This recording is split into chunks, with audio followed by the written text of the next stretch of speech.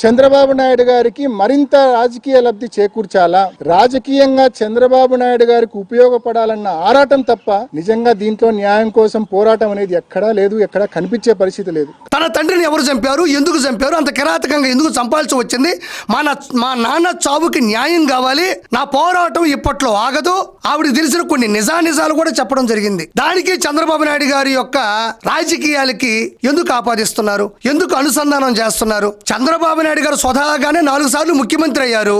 ఆయన యుక్త వయసులోనే యూనివర్సిటీకి ప్రెసిడెంట్ అయ్యారు. 28 సంవత్సరాల వయసులోనే శాసనసభ్యుడయ్యాడు. 3 పదుల వయసులోనే 5 శాఖలకు మంత్రి అయ్యారు.